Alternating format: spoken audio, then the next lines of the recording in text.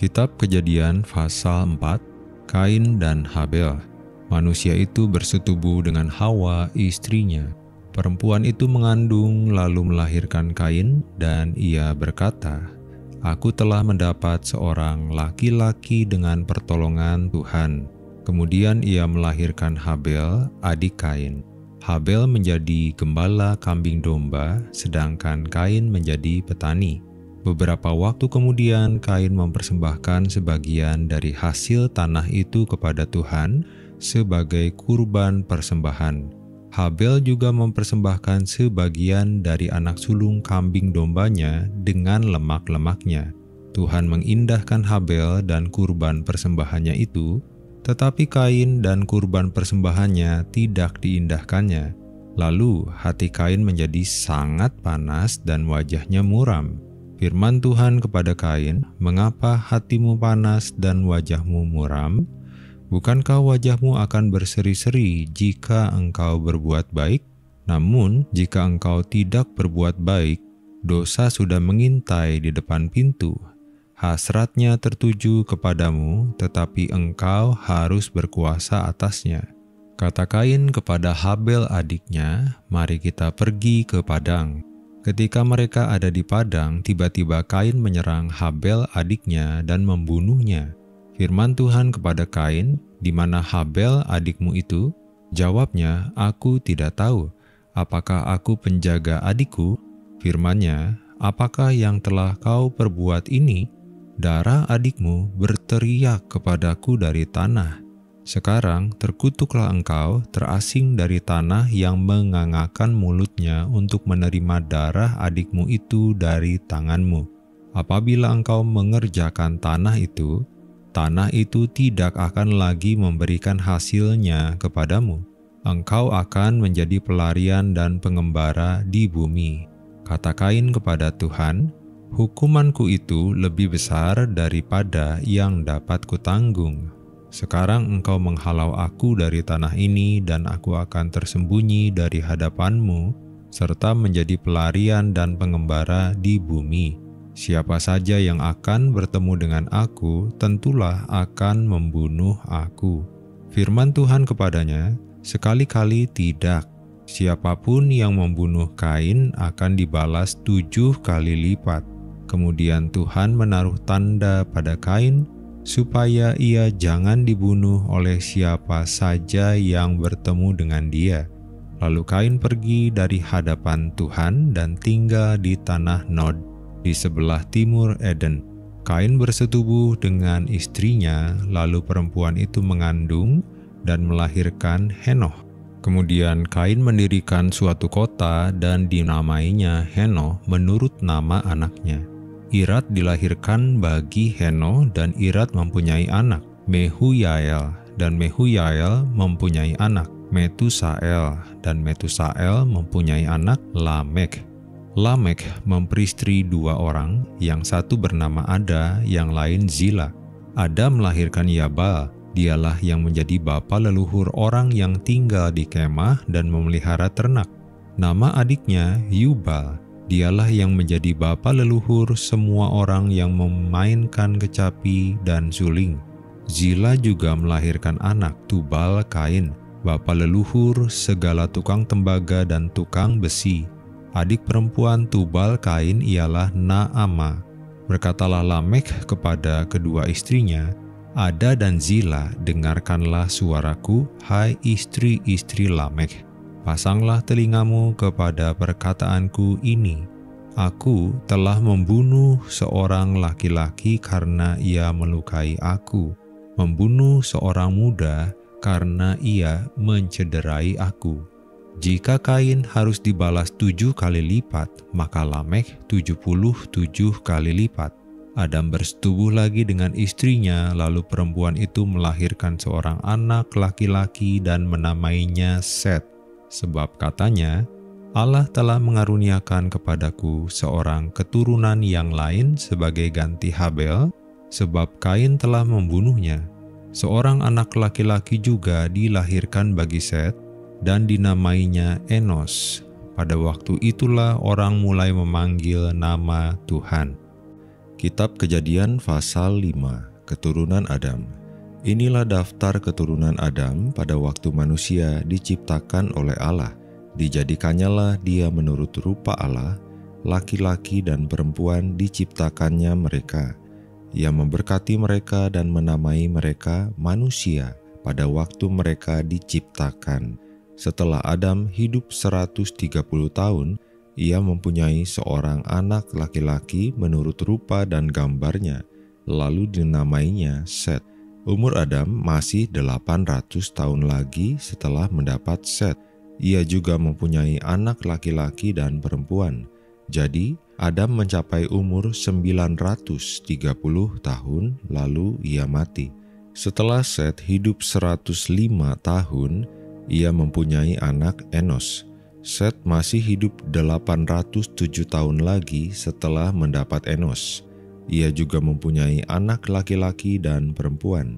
Jadi, Set mencapai umur 912 tahun, lalu ia mati.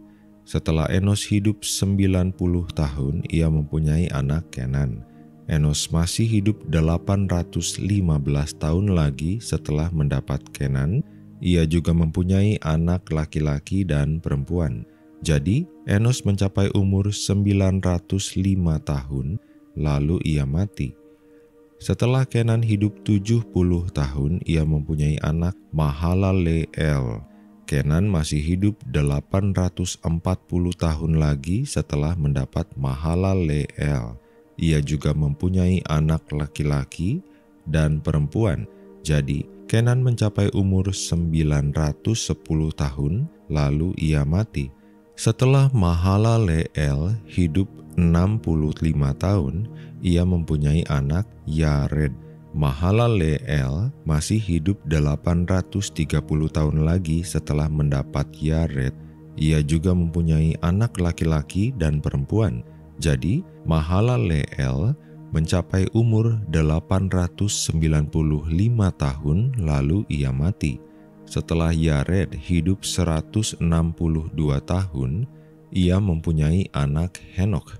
Yared masih hidup 800 tahun lagi setelah mendapat Henokh. Ia juga mempunyai anak laki-laki dan perempuan. Jadi, Yared mencapai umur 962 tahun, lalu ia mati. Setelah Henokh hidup 65 tahun, ia mempunyai anak Metusalah. Henokh hidup bergaul dengan Allah selama 300 tahun lagi setelah mendapat Metusalah. Ia juga mempunyai anak laki-laki dan perempuan. Jadi, Henokh mencapai umur 365 tahun. Henokh hidup bergaul dengan Allah, lalu ia tidak ada lagi, sebab ia telah diangkat oleh Allah. Setelah Metusalah hidup 187 tahun, ia mempunyai anak Lamek. Metusalah masih hidup 782 tahun lagi. Setelah mendapat Lamek, ia juga mempunyai anak laki-laki dan perempuan. Jadi, Metusalah mencapai umur 969 tahun, lalu ia mati.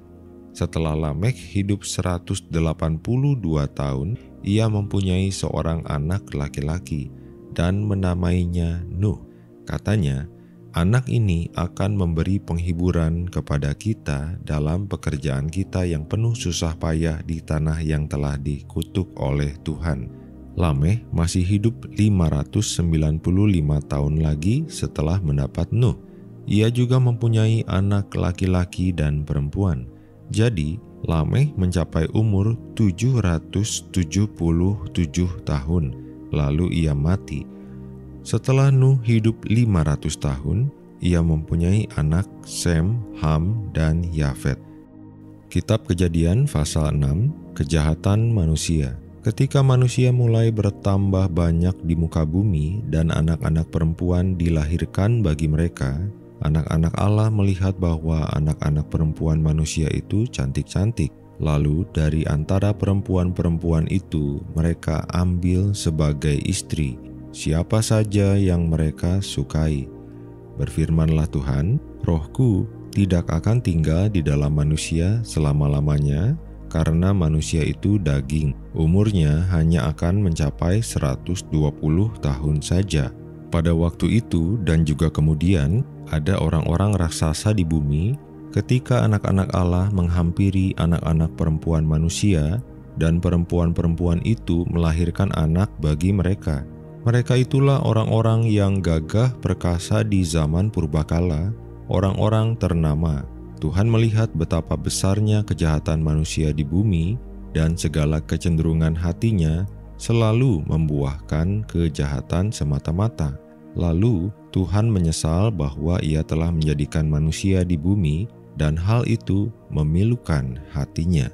Berfirmanlah Tuhan, Aku akan menghapuskan manusia yang telah Kuciptakan itu dari muka bumi, baik manusia maupun hewan, binatang-binatang melata, dan burung-burung di udara. Sebab Aku menyesal bahwa Aku telah menjadikan mereka. Tetapi Nuh mendapat kemurahan hati Tuhan. Nuh dan bahteranya. Inilah riwayat keluarga Nuh. Nuh adalah seorang yang benar dan tidak bercela di antara orang-orang sezamannya, dan hidup bergaul dengan Allah. Nuh mempunyai 3 anak laki-laki, Sem, Ham, dan Yafet. Di hadapan Allah, bumi sudah rusak dan penuh dengan kekerasan. Allah menilik bumi itu dan ternyata benar-benar rusak, sebab semua manusia menjalani hidup yang rusak di bumi. Berfirmanlah Allah kepada Nuh, Aku telah memutuskan untuk mengakhiri hidup segala makhluk, sebab bumi telah penuh dengan kekerasan oleh mereka. Sekarang, Aku akan memusnahkan mereka bersama dengan bumi. Buatlah bagimu sebuah bahtera dari kayu gofir. Bahtera itu harus kau buat bersekat-sekat dan harus kau lapisi dengan ter di sebelah luar dan dalam. Beginilah harus kau buat bahtera itu, 300 hasta panjangnya, 50 hasta lebarnya, dan 30 hasta tingginya. Buatlah atap pada bahtera itu, dan selesaikanlah bahtera itu sampai sehasta dari atas, dan pasanglah pintunya pada lambungnya. Buatlah bahtera itu bertingkat bawah, tengah, dan atas. Sesungguhnya Aku akan mendatangkan air bah meliputi bumi untuk memusnahkan segala makhluk yang memiliki napas hidup di kolong langit. Segala yang ada di bumi akan binasa. Tetapi Aku akan membuat perjanjianku denganmu. Engkau akan masuk ke dalam bahtera itu, engkau bersama dengan anak-anakmu, istrimu, dan istri anak-anakmu. Dari segala yang hidup, dari segala makhluk, 1 pasang dari semuanya itu haruslah kau bawa ke dalam bahtera, supaya terpelihara hidupnya bersama engkau. Jantan dan betina harus kau bawa. Dari segala jenis burung, dari segala jenis binatang melata di tanah, dari segala jenis hewan, dari semuanya itu harus datang 1 pasang kepadamu, supaya terpelihara hidupnya. Sedangkan engkau sendiri, bawalah segala yang dapat dimakan. Kumpulkanlah itu padamu untuk menjadi makanan bagimu dan bagi mereka. Lalu Nuh melakukan semuanya itu, tepat seperti yang diperintahkan Allah kepadanya. Demikianlah dilakukannya. Kisah manusia dimulai sekitar 6.000 tahun yang lalu dengan penciptaan Adam dan Hawa di Taman Eden. Namun karena ketidaktaatan mereka, dosa masuk ke dunia. Konsekuensi dari dosa adalah kematian dan perpisahan dari Allah. Dosa ini kemudian menyebar ke seluruh keturunan Adam, termasuk anak laki-laki mereka, Kain yang membunuh Habel adiknya karena cemburu. Karena perbuatan jahatnya, Kain diusir oleh Allah dari tempat tinggalnya. Meskipun begitu, Allah tetap menunjukkan kasih-Nya dengan memberikan tanda perlindungan pada Kain. Manusia terus bertambah banyak dan kejahatan semakin meluas di seluruh bumi. Sekitar tahun 2400 sebelum Masehi, Allah memutuskan untuk menghukum manusia dengan mengirimkan air bah. Namun, di tengah-tengah dunia yang jahat, seorang pria bernama Nuh hidup benar di hadapan Allah. Allah melihat hati Nuh yang baik dan memilih menyelamatkannya beserta keluarganya dari bencana besar itu. Allah memberikan perintah kepada Nuh untuk membangun sebuah bahtera yang sangat besar. Bahtera ini akan menjadi tempat perlindungan bagi Nuh, keluarganya, dan sepasang dari setiap jenis hewan. Nuh dengan patuh melakukan perintah Allah. Dengan demikian, Nuh dan keluarganya selamat dari banjir besar yang menenggelamkan seluruh bumi. Bahtera ini tidak hanya melindungi mereka dari air bah, tetapi juga menjadi lambang karya keselamatan Allah bagi umatnya. Berabad-abad kemudian, sekitar tahun 4 sebelum Masehi, Allah mengutus anaknya yang tunggal, Yesus Kristus, ke dunia. Kelahiran Yesus di Betlehem merupakan titik balik dalam sejarah keselamatan umat manusia.